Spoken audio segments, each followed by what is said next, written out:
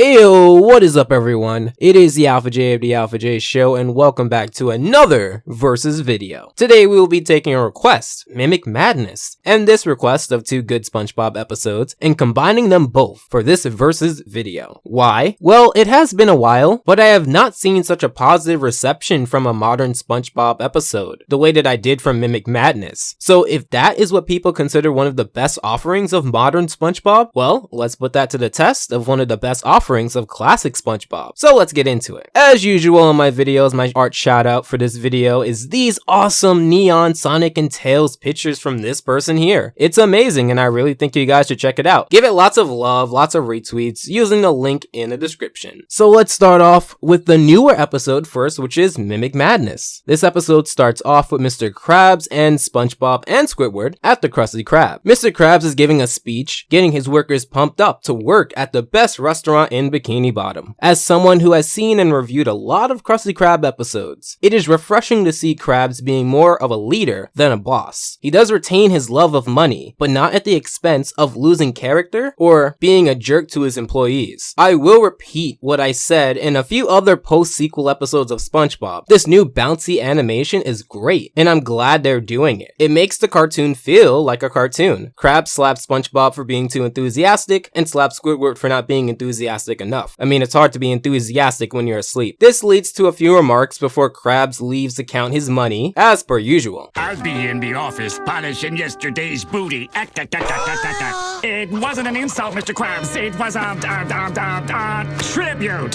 Haven't you ever heard of imitation is the sincerest form of flattery? It's my homage to you and your love of money. This is the catalyst for the plot and what the majority of the episode will be about, mimicry. So if you want to hear a lot of mimicry from the voice actors, this is pretty much your gold mine. I do like how SpongeBob is responsive. We've seen Squidward get yelled at by Mr. Krabs and SpongeBob doesn't notice or blatantly goes out of his way to react the complete opposite because someone said that comedy is based off of surprises and didn't think to actually look into that and find validity and also find out what the statement really means. Here he is hiding from Krabs and shows that he's part of the same episode. Also, the music in this is very well done. I know it's pretty much the same as other post-sequel episodes, but I guess I really just like the choice that goes for each scene. So SpongeBob learns about imitations, something that Squidward pulled out of thin air to get out of trouble. Because SpongeBob is the type of character that wants to make everyone happy, with this new tool, he's going to use it until everyone's happy, and I'm pretty sure you can see where this goes. I should probably also say that this episode references previous episodes, some from the classic SpongeBob time period. I think that's another factor that a lot of fans like, and as someone who knows the references, I found them pretty cool, but I was focused more on where the story was going and the jokes. So SpongeBob starts to imitate people, and everyone seems to enjoy it. This guy here, he's amazing. We get introduced to another major character in the story, Patrick. He doesn't do a significant amount, but he doesn't screw anything up. His type of humor I can predict, and I did, thinking that Patrick wouldn't be able to see the mimic right in front of him. However, because the writers most likely knew this, they threw another curveball that actually did make me laugh, and that's what I like. Multiple different kinds of humor. I can see why people like this episode. I mean, I'm liking this episode so far. We also get introduced to the last of the major characters, Sandy and Plankton, who will not be playing the antagonist, at least the latter, in this particular instance, which again, like what I said in my 75th special, opens up many opportunities. He imitates both of them, and it's a huge success. Alright, so while SpongeBob is off doing that, let's get into Band Geeks. So in Band Geeks, we start off with tons of humor because SpongeBob was, and kind of is, like that. Except here, they take tons of chances and go in various different directions, instead of insisting on doing pain related all the time, or cringe comedy all the time, or gross out comedy all the time, or something comedy all the time. Having it varied means that you can rest assured that you'll make more people laugh because different people have different tastes when it comes to comedy. So Squidward meets Squilliam, who is making his debut on this episode, voiced by D. Bradley Baker, voice actor for both Squilliam and Remy Bucksaplenty, another character who is quite similar to Squilliam. What a way to debut though, on this episode of any. He's going to be busy and can't make it to perform at the Bubble Bowl, Bikini Bottom Super Bowl, with his band and would like to know if Squidward can cover for him. They take a lot of jabs, and this really does feel as close to a high school rivalry as possible. All the expressive faces Squidward makes during the call really tells us that he's making this up on the fly. Show, don't tell, if you remember. So he plans to drum up a marching band to compete with Squilliam, which became a big recurring theme within Squilliam appearances. We also get a lot of the major characters within the episode, like Larry and Mrs. Puff when she's outside of boarding school. And maybe they couldn't do this anymore in today's SpongeBob seasons, at least at the time of recording, but it's so cool when you can get a lot of characters within one episode, even if they play a small role. I love the framing device of getting all the characters to read one small section of the poster, as a way to subtly introduce the characters that we will be dealing with for the remaining duration of the episode. I do want to know if Larry always tapes things to the shower when reading. Is this like the great secret of reading a lot of material? Or did Squidward go into Larry's bathroom and tape it? Because in other places, he's taped the poster to a public place, and the major characters found it, sans a few like Mr. Krabs. How many of you have played musical instruments before? Is mayonnaise an instrument?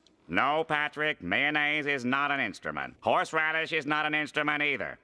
If there's anything this episode is remembered for, it's the comedy. The comedy in this specific episode, coming out of season 2, is the most memorable, bar none in my opinion. I'm not saying it's the best, but the most memorable. With the quote at least every minute of the episode. It wrote itself to last long, not just to get quick laughs out of you. And because they did that, you even have adults still laughing at this episode. All I'm saying is you either grow up and watch the cartoons you like and still enjoy them, or think that it's stupid, and a lot of times it's due to the writing. Good luck people who grew up on Pickle and Peanut, Breadwinners, Sanjay and Craig, and Uncle Grandpa. Just don't take it out on my comment section. Try to repeat after me. And the drums. Too bad that didn't kill me. You know, Squidward, considering that you're teaching people who have never used an instrument before how to play, and 2 of the 3 sides got it right the first time, you should be ecstatic that they got it. I'm not really sure what you were expecting. So while Squidward gets down from that, let's get back over to Mimic Madness. 80,000 impressions later.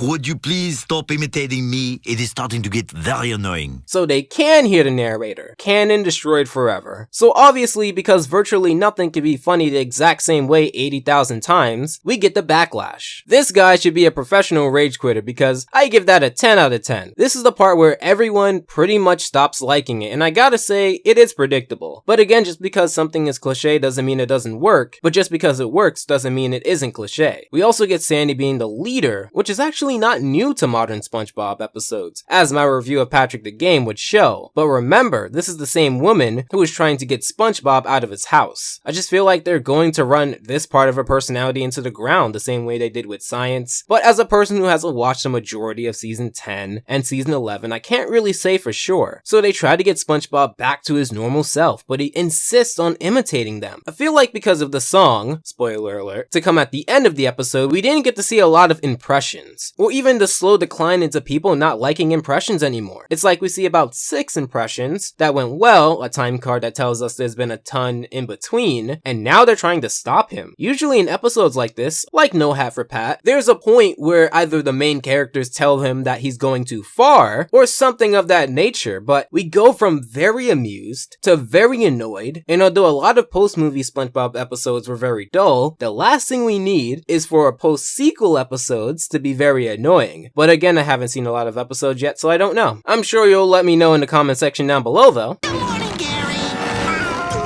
Hey, buddy. Karate chop! I went to college. I said eat your patties. I love the seemingly darker lighting to accompany this animation. I love the bouncing back between the left and right sides of SpongeBob to create a seamless wave of mimicry to show that it is truly Mimic Madness. The fact that the camera is slightly tilted, and again the music to accompany it is just icing on the cake. Also, I gotta say, if Tom Kenny did all of this, then I truly commend him from the bottom of my bamboo heart, because this takes talent. This and Colors of Raven are episodes you can't put together half-heartedly. You could tell the animators and staff had a lot of fun with this episode as well. It's almost as if someone in the talent crew found their burning passion for animation again. We also get some more references and SpongeBob can't remember who he is, thus running out crying. I wonder what happens next. We will find out after going back to Band Geeks. As we get back to Band Geeks, we get another memorable joke that many of the people in my audience will know. Kicking? Oh, I want to do some kicking.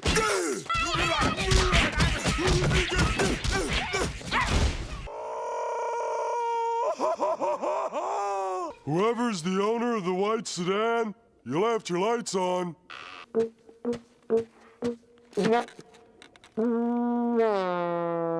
The first few seasons really did go out of their way to make the cartoon seem like it took place underwater, with the subtle background noise of what a recording sounds like underwater. I really wish that post-movie, not post-sequel, but post-movie SpongeBob went this approach. Also, people seem to point out an error in the Bikini Bottomites, changing their instruments often, and well, I'm not sure if that's an error, or if that's an implication that they change their instruments often to see which Bikini Bottomite would be good at what. You have to remember that none of them have played instruments before, so they train as they had 4 days, and we get the marching band scene. I'm sure I don't have to say any more than the fact that this sells the entire joke. I find myself replaying scenes because they were just that funny while writing the review. A lot of them worked because the writers took the time to make them as funny as they could be. Now we get to the all is lost moment, with the fight that's more comedic than anything. Leave it to early SpongeBob to know how to treat violence and death with comedy. I don't know who this guy is, but if he didn't have such a generic appearance, he could have made a good run with his character on the show, considering that they brought back Squilliam multiple times. So they break his equipment, showing no signs of improving, and don't really seem to care about anything but the benefits they were getting. Squidward expresses his disappointment in the team, and it's a really nice and brief speech. You see, if Squidward had his own poorer and less talented rival, this episode could have just been an infinite loop, where the next person wakes up, goes downstairs, answers the phone, and Squidward would tell this person that he couldn't make it, and the new person would have to start up the band. Yeah, how's that for a theory? Squidward's always been there for us when it was convenient for him. Evelyn, when your little Jimmy was trapped in a fire, who rescued him? A fireman? So if we all could just pretend that Squidward was a fireman, then I'm sure we could all pull together and discover what it truly means to be in a marching band. I just realized that SpongeBob was trying to come up with things that he thought Squidward did that were nice and beneficial to others in town. But as we all know, Squidward is selfish, especially because the only reason he is doing this band is to get back at his rival. However, because Squidward didn't do anything, we have to pretend that Squidward would do something for the Bikini Bottomites. I keep coming back to this episode and finding new things. So now the Bikini Bottomites are all pumped up and prepared to really practice for the fireman, and let's finish off Mimic Madness. So this may be the shortest part because like Band Geeks, this episode has a song. You know what that means? I can't show it, but the animation is really great. I like the cartoony effect that has been building up since season 9B, and it really makes this all look natural. If you were to plot Mimic Madness in, let's say, season 4, it would feel out of place. The song is pretty good, and it feels like it has a lot of effort put into it. The last shot where SpongeBob has a spotlight slowly go out on him is the best part in my opinion. We do have all of the other characters chiming in to make this a good song. It's honestly a great moment from a great episode. Sorry if I don't have too much to say about it. It has all the characteristics of a good song. It's just not up my alley. But I will acknowledge its greatness. Sandy tries to get SpongeBob back to normal by acting like him. This is another moment I wish had more time. I forgot the secret Krabby Patty formula, Mr. K. Would you remind me again? Oh, no you don't, Plankton. Like I said, this is one episode where Plankton nearly wasn't the antagonist for the whole episode. Nearly. But they do get SpongeBob back to normal, and because Karate Star did it, this episode has the other characters becoming mimics of SpongeBob, and that was Mimic Madness. Finishing up Band Geeks, we get to the Bubble Bowl. Squidward and Squilliam have some back and forth talk, and this is the big finale. I guess this will be the last time I can show my face in this town. But these people are the people in your town. If you fail, then they fail, and they can't get on you for failing if they fail. Then again, considering Little Yellow Book and Stuck in a Ringer, the town is exempt from any moral compass. Also, one small but important thing to note, Squidward isn't rude in this episode. If anything, he's sarcastic and demanding, but he really did put himself on the line to teach others how to play musical instruments. He doesn't show that he hates SpongeBob in the episode, nor is he scared of him. Now granted, SpongeBob didn't do anything to show that he's annoying or creepy in this episode, but sometimes SpongeBob doesn't have to do that for Squidward to act snide. He was just dealt a hand of very wild and obnoxious fishfolk. I think that is what sells this episode for me. We get to see a nicer Squidward without him being less abrasive in his demeanor. I love that, and I wish we can see more of this going forward. He could have been distant, but that slightly caring neighbor that never wanted to bring his walls down in fear that people may see who he truly is. But what do I know, you know? These are some ugly looking fish. Maybe we're near one of those toxic waste dumps.